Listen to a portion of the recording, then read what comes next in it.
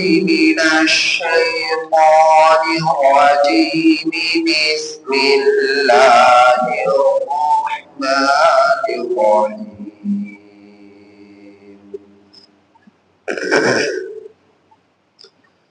واضرب لهم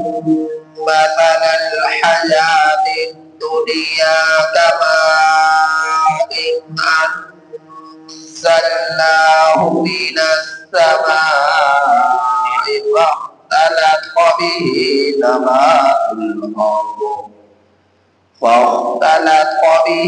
نبات الأرض فأصبح حشيما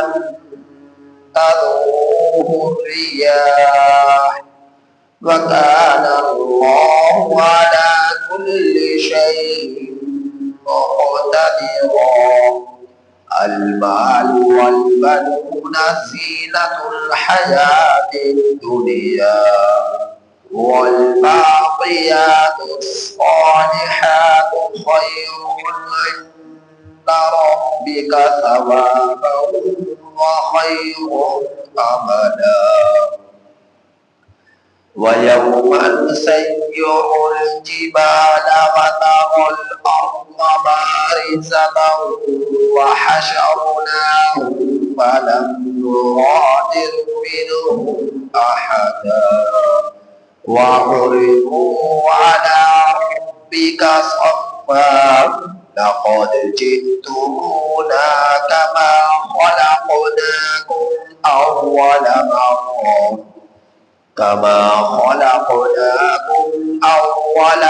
مرة بل زعمتم أن لن نجعل لكم موعدا. ووضع الكتاب فترى المجرمين مشفقين مما فيه ويقولون يا ويلتنا ما لهذا الكتاب لا يغادر صغيرة ولا كبيرة إلا أحصاها ووجدوا ما عملوا حاضرا ولا يظلم ربك أحدا.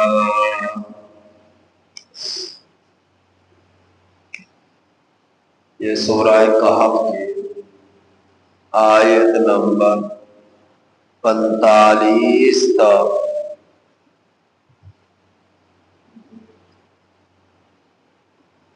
49 آپ حضرات کے سامنے تلاوت ہے. یہ سورہ کہف کی آیت نمبر 45 تک 49 آپ حضرات کے سامنے تلاوت ہوئی. ان آیات کریمہ کا ترجمہ یہ وَضْرِبْ لَهُمْ اور میرے محبوب صلی اللہ علیہ وسلم آپ بیان کیجئے لوگوں کے لیے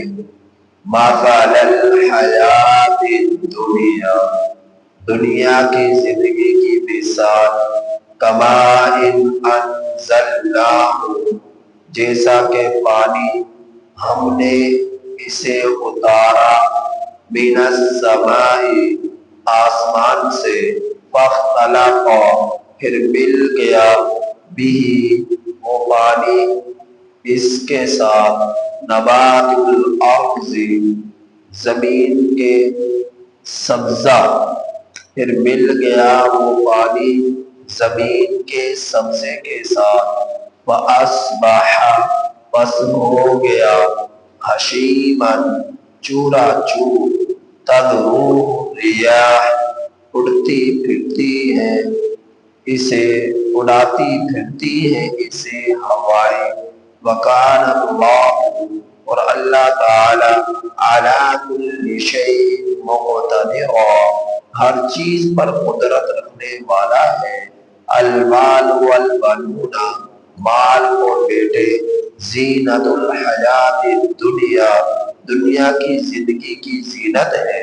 والباقیات الصالحات اور باقی رہنے والے اعمال خیر جو بہتر ہے عند ربک تیرے رب کے ہاں ثوابا بدلے کے اعتبار سے وخیر عملا اور بہترین ہے امیدوں کے اعتبار سے ویوم نسیر الجبال اور جس دن ہم چلائیں گے پہاڑوں وتری الارض اور دیکھے گا تو زمین کو بارزۃ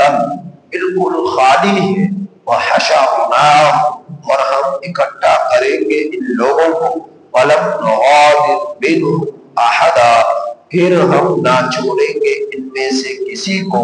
وعرضوا علی ربک صفا اور پیش کیے جائیں گے یہ لوگ تیرے رب کے پاس تیرے رب کے سامنے صفاً صف در صف لقد جئتمونا البتہ تحقیق ہم لائیں گے ان کو کما خلقناکم جیسا کہ ہم نے تمہیں پیدا کیا البتہ تحقیق ہم لائیں گے تمہیں جیسا کہ ہم نے تمہیں پیدا کیا اول مرہ پہلی مرتبہ بل زعمتم بلکہ تم نے خیال کیا کر لیا الن نجعل لکم موعدا کہ ہرگز ہم نہ کریں گے تمہارے لیے وعدے کے وقت کو ووضع الکتاب اور رکھ دی جائے گی کتاب فتری المجرمین اور پس دیکھے گا مجرمین پس دیکھیں گے آپ مجرمین کو ووضع الکتاب اور رکھ دی جائے گی کتاب فتری المجرمین پس تو دیکھے گا مجرمین کو مشفقین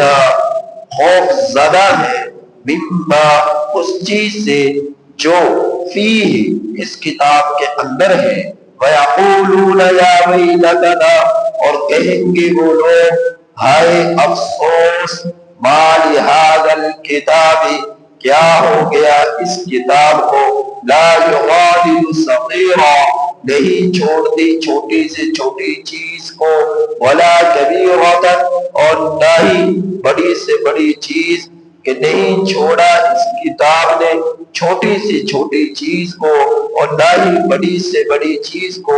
الا احصاها مگر اس کا احاطہ کیا ہوا ہے وَوَجَدُوا مَا عَمِلُوا حَاضِرًا اور پائیں گے لوگ وہ کچھ جو انہوں نے عمل کیے سامنے وَلَا يَظْلِمُ رَبُّكَ أَحَدًا اور تیرا رب ظلم نہ کرے گا کسی پر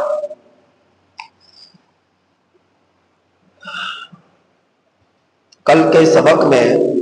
دنیا کی زندگی کی مثال میرے رب نے جو آیات کریمہ میں بیان فرمائی اس کی کچھ تفصیل آپ حضرات کے سامنے پیش ہوئی اللہ پاک نے ان آیات کریمہ میں ایک دنیا کی زندگی کی مثال بیان فرمائی کہ دنیا کی حقیقت کیا ہے اس حقیقت کو اجاگر فرمایا واضح فرمایا پھر میرے رب نے قیامت کا تذکرہ فرمایا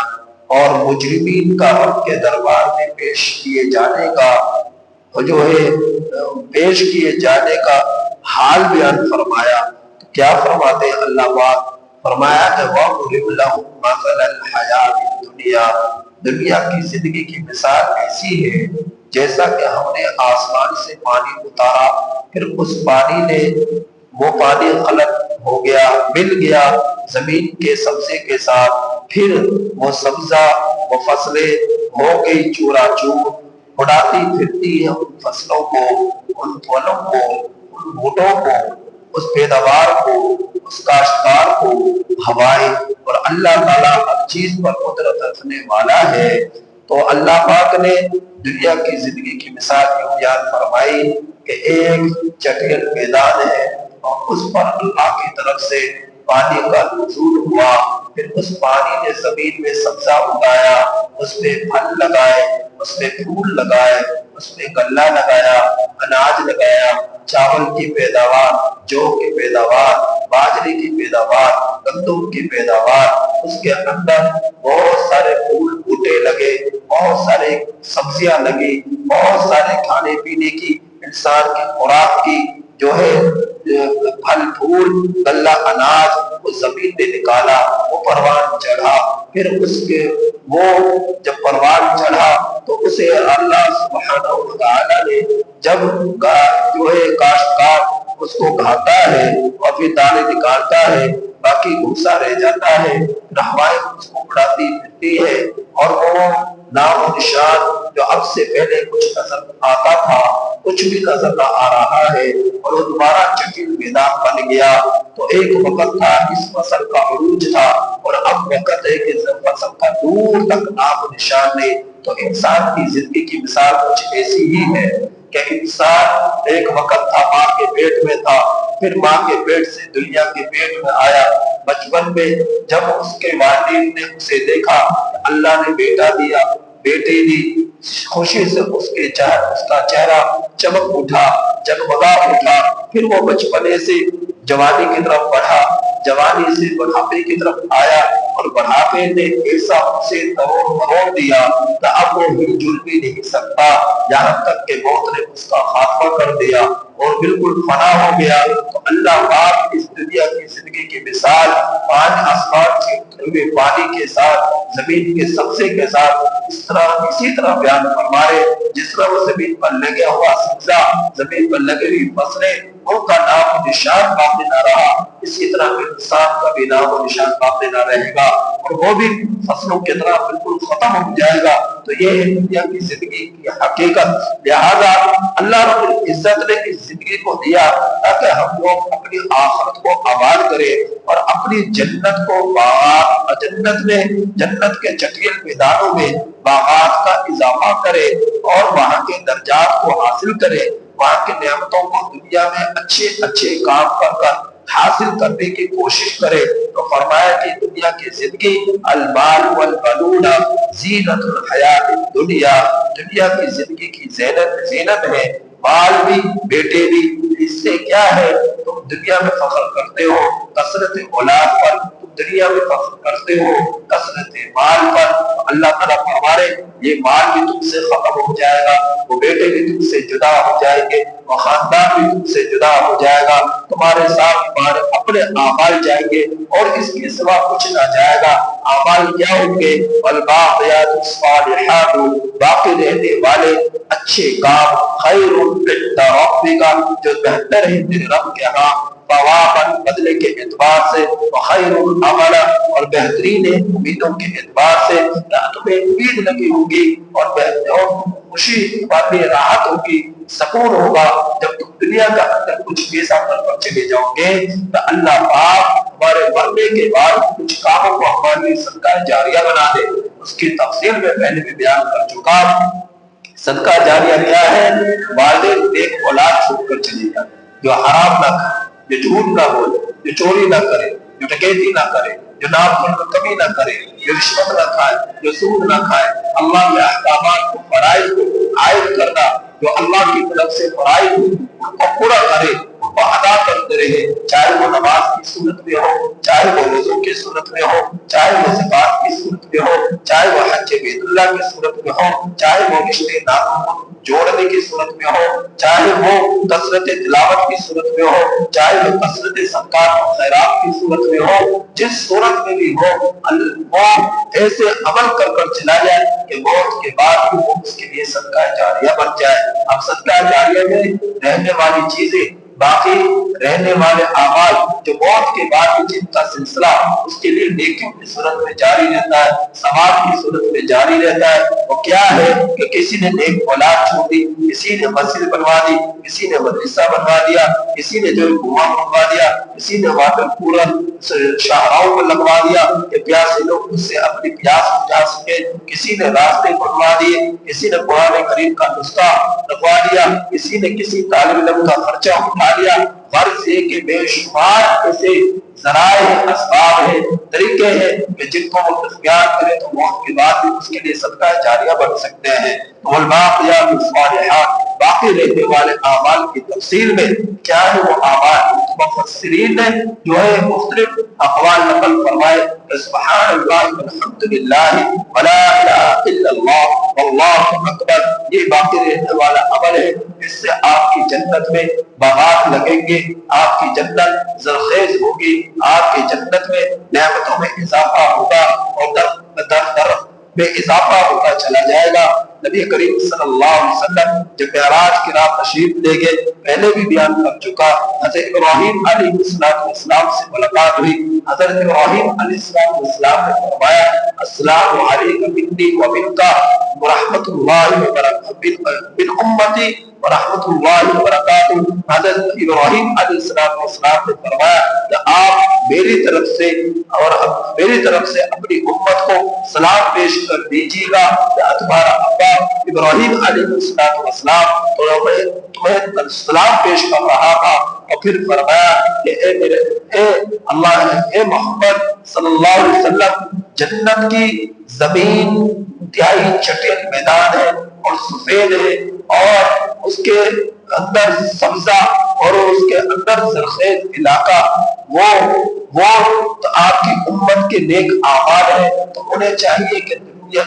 جنت کو زرخیز بنائے رکھے، جنت کے اندر باغات کو لگائے رکھے، دنیا کا اندر اچھے عمل کر کر۔ پھر فرمایا کہ سبحان اللہ، ایک مرتبہ کہنے سے جنت کے اندر ایک درخت لگ گیا، الحمدللہ ایک مرتبہ کہنے سے جنت کے میدان میں ایک درخت لگ گیا، اللہ اکبر ایک مرتبہ کہنے کی بنا پر جنت میں ایک درخت لگ گیا۔ تو ایک یہ چٹیل میدان جو بالکل سفید تھا، ہمارے اعمال کی بنا پر، استغفار کی بنا پر، تسبیحات کی بنا پر، تحمیدات کی بنا پر اللہ پاک نے جنت کو زرخیز بنا دیا، اس میں درخت لگا دیا۔ تو لہذا دنیا کا اندر اچھے اچھے کام کرتے رہو، دنیا کا اندر نیک اعمال کرتے رہو، جو کچھ بھی بولو اسے ذرا سوچ سمجھ کر بولو کہ تمہاری بات سے کچھ غلط نہ نکل جائے، کیونکہ اللہ کی طرف سے نگران فرشتے تمہارے پاس ہر وقت موجود ہیں۔ ما يلفظ من قول الا لديه رقیب عتید، وہ نگران فرشتے تمہارے دائیں بائیں کندھوں پر موجود ہیں، ایک طرف دائیں کندھے پر موجود جو ہے افسر اعلیٰ نیکیاں لکھنے والا فرشتہ موجود ہے، بائیں طرف کندھے پر موجود جو ہے افسر فرشتے کے تابع بدی لکھنے والا فرشتہ موجود ہے۔ جب انسان اپنی زبان سے کوئی اچھا بولتا ہے اور اپنی کوئی سجدہ کرتا ہے، تلاوت کرتا ہے، صدقہ کرتا ہے، خیرات کرتا ہے، نیک اعمال کرتا ہے، تو یہ نیکی والا فرشتہ فوراً اس کے اس عمل کو لکھ لیتا ہے، اور جو بدی کرتا ہے اور جھوٹ بولتا ہے اور کاریہ دکھاتا ہے، اب کی نافرمانی کرتا ہے، تو یہ بائیں کندھے پر بیٹھا ہوا فرشتہ انتظار میں ہوتا ہے کہ افسر فرشتے کی طرف سے کیا حکم ملتا ہے، افسر فرشتے کی طرف سے کیا حکم ملتا ہے۔ تو وہ فرشتے سے پوچھتا ہے کیا میں لکھ لوں یہ گناہ؟ تو افسر فرشتہ کہتا ہے نہیں ابھی رک جاؤ، ہو سکتا ہے استغفار پڑھ لیں، ہو سکتا ہے توبہ کر لیں، اگر اس نے استغفار کر لیا، توبہ کر لی، معافی مانگ لی، تو پھر وہ گناہ وہ فرشتہ لکھتا نہیں، اسے لکھنے کی اجازت نہیں ہوتی۔ لیکن اگر وہ توبہ استغفار نہیں کرتا، تھوڑی انتظار کے بعد ہی، تو افسر فرشتہ اس سے کہتا ہے کہ اس کا یہ گناہ لکھ لے، پھر وہ اس کے اعمال میں لکھ لیا جاتا ہے، اس کے رجسٹر میں جس کے اعمال کا ایک کھاتا چلا ہوا ہے، اس کے اندر اس کی ہوئی بدی وہ فرشتہ لکھ لیا کرتا ہے۔ تو اللہ تعالیٰ فرمائے باقی رہنے والے اعمال کرو جو تمہارا رب کے ہاں بہترین ہے بدلے کے اعتبار سے اور امید کے اعتبار سے۔ وَيَوْمَ نُسَيِّرُ الْجِبَالَ، اور پھر آگے میرا رب نے جہنم کا تذکرہ فرمایا۔ آپ نے پیچھے واقعہ سنا، آپ نے دوستوں کا تذکرہ سنا، ایک موحد تھا، ایک مشرک تھا۔ موحد وہ اللہ رب العزت کے احکامات کو بجا لانے والا تھا، اللہ کا فرمانبردار بندہ تھا اور توحید پرست تھا، اللہ کے ذات صفات کا عالم، کسی دوسرے کو شریک نہیں ٹھہراتا تھا، اور اس کا دوست وہ مشرک تھا، اللہ کی قیامت کا انکار کرتا تھا، اللہ کے ذات و صفات کا افعال میں شرک کرتا تھا۔ تو اب ان دونوں شخص کا مقابلہ جو آپس میں ہوا اور تفصیل سے آپ نے سنا، تو جی جو دوست تھا مشرک، اس نے کہا جب مر گئے تو ہمیں کون زندہ کرے گا؟ اب دنیا کا دیکھو کتنے بڑے بڑے پہاڑ ہیں، ٹیلے ہیں، ٹبے ہیں، اب یہ اتنے بڑے پہاڑ کون فنا کر سکتا ہے؟ کون ان کو ریزا کر سکتا ہے؟ اور جو ہم موت کے بعد کون زندہ کر سکتا ہے؟ تو موت کے بعد کی زندگی کا انکار کیا اور دنیا کی فنائیت کا انکار کیا۔ کوئی فنا نہیں ہونا اس دنیا نے، تباہی ہونا اس دنیا نے، قیامت قائم نہیں ہو رہی، اس نے انکار کیا، تو رب نے اس کے اس انکار کا جواب دیا کہ ایک دن ایسا آنے والا ہے وَيَوْمَ نُسَيِّرُ الْجِبَالَ، جس دن ہم چلائیں گے پہاڑوں کو، وَتَرَى الْأَرْضَ، اور دیکھے گا تو ایک مخاطب زمین کو، بارزتاً، کہ کھلی ہے، یہ کھلی ہے، وسیع ہے، وحشرناہم، اور ہم ان لوگوں کو جمع کریں گے، فلم نغادر منہم احدا، پھر ہم نہ چھوڑیں گے ان میں سے کسی کو، ہر چھوٹے کو، ہر بڑے کو، ہر حسین کو، ہر بدصورت کو، ہر جوان کو، ہر بڑھاپے کو، ہر بچے کو، ہر بچی کو، ہر مرد کو، ہر عورت کو، ہر مالدار کو، ہر غریب کو، ہر طاقتور کو، ہر کمزور کو، ہر امیر کو، فقیر کو، ہر بادشاہ اور وزیروں کو، اور بالا انسانوں کو، امیر ہے یا غریب ہے، آقا ہے یا غلام ہے، ہر ایک کو تیرا رب کل قیامت کے دن اٹھ کھڑا کرے گا، اسے زندہ کر دے گا اور اٹھ کھڑا ہو جائے گا، اور اللہ رب العزت کے دربار میں، احکم الحاکمین کے دربار میں اس کی پیشی ہوگی۔ میرے رب نے اس آسمانوں کو ٹکڑوں کا تذکرہ، ستارے سیاروں کے ٹکڑوں کا تذکرہ، کہ ایک دن ریزہ ریزہ ہو جائیں گے، ان پہاڑوں کا ان روئی کے پودوں کی طرح، دھولی جب روئی کو جو ہے روئی کو دھویا جاتا ہے اور وہ جب اس کے ذرات اڑنا شروع ہو جاتے ہیں، کل قیامت کے دن میرا رب اس طرح پہاڑوں کو ریزہ ریزہ کر کر اڑائے گا۔ اور قرآن مجید میں میرا رب نے بیان فرمایا ہے کہ مختلف رنگ ہوں گے جو بکھر جائیں گے اس فضا میں، پہاڑوں کے، کوئی سرخ رنگ، کوئی سفید رنگ، کوئی سیاہ رنگ، کوئی سبز رنگ، کیونکہ پہاڑ مختلف رنگوں کے ہیں۔ سیاہ پہاڑ بھی آپ کو دنیا میں ملیں گے، سفید پہاڑ بھی آپ کو دنیا میں ملیں گے، اور آپ کو جو ہے سبز پہاڑ بھی دنیا کے اندر ملیں گے۔ ہر رنگ کا پہاڑ آپ کو دنیا کے اندر ملے گا۔ جب وقت کے حکم سے پہاڑ ٹوٹیں گے، ریزہ ریزہ ہوں گے، اس وقت آسمان رنگین ہو جائے گا، اور یہ پہاڑ روئی کی طرح اڑتا ہے، اس کے ریزہ ریزہ اور اس کے ٹکڑے ٹکڑے ہو جانے کے بعد روئی کی طرح یہ اٹھتے پھریں گے۔ تو اللہ پاک نے اس کا بیان ادھر سما مطلب کے ساتھ فرمایا، وَإِذَا الْكَوَاكِبُ انتَثَرَتْ کے ساتھ فرمایا، وَإِذَا الْبُحُورُ وَإِذَا الْجَحِيمُ سُعِّرَتْ کے ساتھ فرمایا، إِذَا الشَّمْسُ كُوِّرَتْ کے ساتھ فرمایا، وَإِذَا النُّجُومُ انكَدَرَتْ کے ساتھ فرمایا۔ اللہ پاک قیامت کا تذکرہ ان آیات کریمہ میں بدستور بیان فرما رہے تاکہ انسان باخبر ہو جائے۔ انسان کو تو کوئی مشکل نہیں زندہ کرنے کے اعتبار سے، انسان اپنی آنکھوں کے سامنے دیکھے کتنے بڑے بڑے پہاڑ ہیں، کتنا بڑا سورج ہے، کتنا بڑا چاند ہے، ستارے ہیں، سیارے ہیں، اور بڑی بڑی دریاؤں کی موجیں ہیں، بڑے بڑے نیلے ڈبے ہیں۔ کل قیامت کے دن تمہارا رب ان پہاڑوں کو ریزہ ریزہ کر دے گا، اور یہ زمین ساری ہموار ہو جائے گی، اور اس میں جتنے بھی گڑھے ہوں گے مٹی سے ان کو پُر کر دے گا، جتنے بھی ٹوئے ڈبے ہوں گے ان تمام کو برابر کر دے گا۔ مغرب کی طرف سے اگر کوئی شخص ایک انڈے کو لڑکھڑائے اور وہ مشرق کی طرف سے اس کو چھوڑے تو مغرب کی طرف آسانی میں بندہ جو ہے بہتا ہوا چلا جائے، رڑتا ہوا پہنچ جائے۔ تو اس قدر میں رب اس زمین کو ہموار کر ڈالے گا، بلکہ جب قیامت قائم ہوگی تو اللہ پاک اس کا بیان فرما رہے وَيَوْمَ نُسَيِّرُ الْجِبَالَ، جس دن ہم چلائیں گے پہاڑوں کو، وَتَرَى الْأَرْضَ، اور ایک خاطر تو دیکھے گا زمین کو، بارزہ، کہ بالکل کھلی ہے، بالکل کھلی ہے، وسیع ہے، وحشرناہم، اور ہم ان کو اکٹھا کریں گے، فَلَمْ نُغَادِرْ مِنْهُمْ أَحَدًا، پھر ہم ان میں سے کسی کو نہ چھوڑیں گے، نہ کافر کو، نہ مومن کو، نہ امیر کو، نہ غریب کو، نہ حسین کو، نہ مسور کو، نہ عربی کو، نہ عجمی کو، نہ طاقتور کو، نہ کمزور کو، کوئی بھی ہماری پکڑ سے، گرفت سے، نگرانی سے کوئی بھی نہ بچ سکے گا۔ ہر ایک کو میرے رب کے دربار میں پیش کیا جائے گا، اور اللہ کے دربار میں ان کو کس حال میں پیش کیا جائے گا تو فرمایا وَعُرِضُوا عَلَىٰ رَبِّكَ صَفًّا، ان لوگوں کو پیش کیا جائے گا میرے رب کے سامنے صفا، صف در صف، صف بنائے ہوئے اپنے رب کے دربار میں پیش ہوں گے۔ لَقَدْ جِئْتُمُونَا، اللہ پاک فرما رہے البتہ تحقیق ہم لائیں گے تم لوگوں کو کما خلقناکم، جیسا کہ ہم نے تمہیں پیدا کیا، اول مرہ، پہلی مرتبہ جب ماں کے پیٹ میں تھا، ماں کے پیٹ سے دنیا کے پیٹ میں آیا، ننگا تھا، برہنہ تھا، نہ پاؤں میں جوتے تھے، نہ سر پر کپڑا تھا، نہ جسم پر کپڑا تھا، سر بھی ننگا، جسم بھی ننگا، پاؤں بھی ننگے، اس حال میں دنیا کا اندر آیا۔ اللہ پاک کل قیامت کے دن انسانوں کو، مردوں کو بھی، عورتوں کو بھی، جوانوں کو بھی، بوڑھوں کو بھی، بچوں کو بھی، بچیوں کو بھی، سب کو میرا رب برہنہ جو ہے اٹھائے گا، اپنی قبروں سے برہنہ اٹھیں گے، ننگے اٹھیں گے اور ختنے کے ہو چکے ہوں گے، اور یہ دیوانوں کی طرح میدان حشر کی طرف دوڑیں گے۔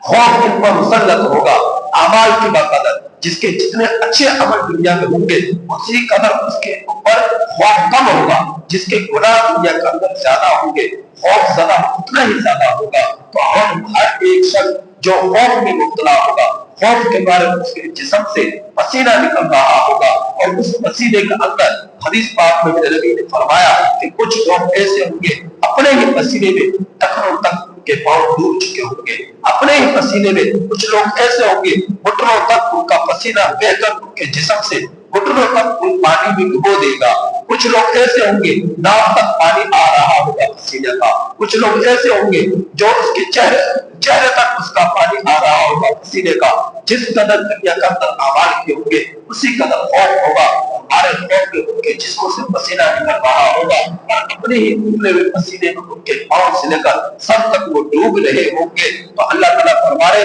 کل قیامت کے دن ایسا ہوگا جو ہیبت زدہ ہوگا، ہوا اور آنکھوں کو باہر نکال دینے والا ہوگا، کلیجوں کو چیر دینے والا ہوگا، اور کانوں کو بہرا کر دینے والا ہوگا، آنکھیں پھٹی کی پھٹی رہ جائے گی۔ ایسا ہولناک وہ دن ہوگا جب اللہ پاک قیامت کے دن اپنے دربار میں پیش کریں گے۔ اور پھر میرے نبی نے فرمایا کہ اس وقت اللہ پاک سب سے پہلے لباس جب پہنائیں گے تو حضرت ابراہیم علیہ السلام کو پہنائیں گے۔ کیوں پہنائیں گے؟ کہ حضرت ابراہیم علیہ السلام وہ اللہ کے برگزیدہ پیغمبر ہیں جو اللہ کی محبت میں، توحید کی دعوت کی بنا پر، اللہ کے عشق میں ساری دنیا کے کافروں سے ٹکر لے لی، اور پھر آپ کو ان لوگوں نے قتل کرنے کے لیے، شہید کرنے کے لیے آپ کو بھڑکایا، اور اس میں آپ کے ڈالے جانے سے پہلے آپ کے جسم سے کپڑے اتار دیے گئے، برہنہ ہونے کی حالت میں آپ کو کمر کا اس کے آتش کے اندر، آگ کے اندر ڈالا گیا، پھینکا گیا، اور اللہ اس بنا پر اللہ پاک سب سے پہلے اللہ کے محبت میں جو برہنہ کر دیے گئے، اور جو ہے جسم سے کپڑا جدا کر دیا گیا، آگ کے چیزیں ڈال دیا گیا، اللہ پاک سب سے پہلے حضرت ابراہیم علیہ السلام کو لباس پہنائیں گے، اور اس کے بعد نبی کریم صلی اللہ علیہ وسلم کو لباس پہنایا جائے گا، پھر اس کے بعد درجہ بدرجہ اسی طرح لوگوں کو لباس پہنائے جائیں گے، اور اس وقت چونکہ خوف اس قدر ہوگا کوئی کسی کی طرف نہیں دیکھ رہا ہوگا، خوف اس قدر ہوگا وہ کسی کی طرف نہیں دیکھ رہا ہوگا۔ سوال ہوا نبی سے کہ اللہ کا رسول صلی اللہ علیہ وسلم اس وقت جب برہنہ ہو گئے تو لوگ ایک دوسرے کو دیکھنے نہیں ہوں گے؟ فرمایا نہیں، خوف میں، ہیبت میں، مشقت میں، اور جو ہے غم میں اس قدر ڈوبے ہوئے ہوں گے کہ ہمارے خوف کی بنا پر کسی کی طرف دیکھنے کی ہمت ہی نہیں ہوگی، دیکھنے کی ہمت ہی نہیں ہوگی۔ تو فرمایا میرے رب نے جس طرح ہم نے تمہیں پہلی مرتبہ پیدا کیا اسی طرح ہم تمہیں دوبارہ بھی پیدا کریں گے، بل زعمتم، بلکہ تم نے خیال کر لیا، الن نجعل لکم موعدا، ہرگز ہم نہ کریں گے تمہارے لیے وعدے کے وقت، کوئی زندہ نہیں کرنے والا، کوئی اسی کے سامنے حساب کتاب نہیں ہونے والا، ایسا ہرگز نہیں، تمہارا رب تمہیں زندہ بھی کرے گا، حساب کتاب سے تمہیں اپنے دربار میں پیش بھی کرے گا، اور تمہارا اعمال کا دفتر تمہارے سامنے رکھ دیا جائے گا، اور وَوُضِعَ الْكِتَابُ فَتَرَى الْمُجْرِمِينَ، پیش کی جائے گی کتاب، یعنی ان کا اعمال کا رجسٹر۔ پیچھے آپ پڑھ چکے تھے قرآن پاک میں رب نے فرمایا گردن کے ساتھ اس کے اعمال کا رجسٹر لٹکا ہوا ہوگا اس کے گردن کے اندر، اور وہ اس رجسٹر کے اندر دیکھے گا، مجرم بھی نیک بھی، اس کی زندگی کا اندر ابتدا سے لے کر انتہا تک جتنے بھی اس کی زندگی میں کام برے ہوئے، غلوبت کے وقت سے لے کر موت تک، جتنے بھی دنیا کی زندگی میں برے عمل ہوئے، چونکہ غلوبت سے پہلے کوئی گناہ کا چوکا لکھا نہیں جاتا، وہ معصوم ہوتے ہیں، جو گناہ کو کرتے ہیں وہ گناہ رجسٹر میں لکھا نہیں جاتا، غلوبت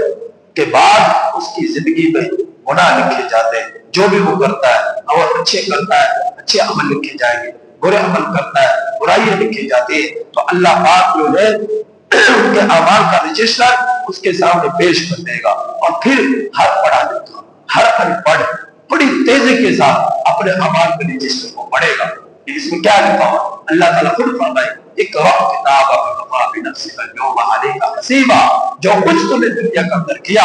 آج تو اپنے آپ کو دنیا کے اندر کی ہوئے عمل کو پڑھ لے، ہر چیز اس کتاب کے اندر اس رجسٹر کے اندر لکھی ہوئی ہوگی، اور اس کتاب کے اندر جو کچھ لکھا ہوگا اسے دیکھ کر مجرم کہے گا وَيَقُولُ، کہے گا یا ویلتنا، ہائے افسوس، ما لہذا الکتاب، کیا ہو گیا اس کتاب کو، لا یغادر صغیرہ، نہیں چھوٹتی ہے چھوٹی سے چھوٹی چیز کو، ہر دنیا کے اندر جو کچھ اس نے بڑے سے بڑا